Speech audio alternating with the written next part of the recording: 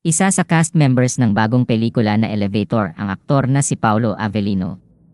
Makakasama ni Paulo sa cast sina Kylie Verzosa, Shaifo Nasir, Sean Lim, Shri Bhargava, Shahid Nashir, Rishi Vadrevyu, at Amy Cheng.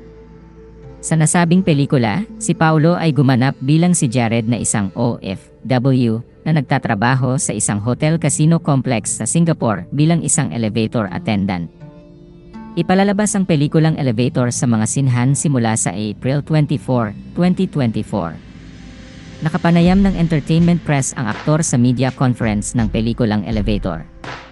Doon ay sinabi niya na para sa kanya ay isang inspirational film ang bago niyang pelikula na nagpapakita ng buhay ng mga OFW sa ibang bansa. Sinabi rin ni Paulo na ginawa raw niya ang best niya para maging organic ang pagganap niya sa kanyang role.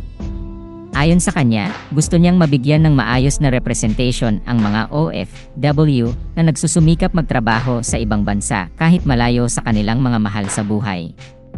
Ibinahagi rin niya sa nasabing media conference na mas pipiliin niya na magkaroon ng perfect partner kaysa perfect career. Paliwanag niya, mas desidido ang tao to thrive kapag nahanap na yung perfect partner nito. Siguro para sa akin, perfect partner. Dahil kapag nahanap mo yung perfect partner mo, parang mas decidido ka to thrive.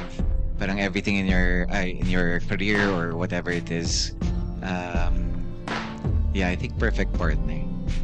At dahil tungkol sa office romance ang pelikulang Elevator, tinanong si Paulo kung gusto ba niyang magkaroon ng partner na kapareho sa kanyang field o someone na outside sa work niya.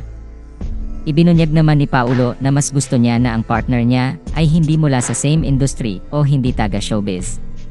Since the movie is parang about office romance, kayo ba personally, would you like to have a partner na same with your field or someone na outside na sa work? If given the chance, I think siguro okay lang din na parang hindi in the same industry. Pero parang napapaisip nga ako ngayon siguro pag kunwari you own a small business and parang may mga kaibigan rin kasi ako ganun, parang sila mag-asawa yung nag-handle ng business, parang sarap rin siguro, parang gigising ka, oy mahal, ikaw na ngayon ha. Hand in hand yung so malaki yung respeto ko sa mga taong kaya nila yung ganun, pero maybe personally if given the chance, siguro not in the same industry. Salamat sa panonood ng video na ito. Huwag kalimutang mag-subscribe sa aming YouTube channel, i-like ang video na ito, at i-turn on na rin ang notification bell.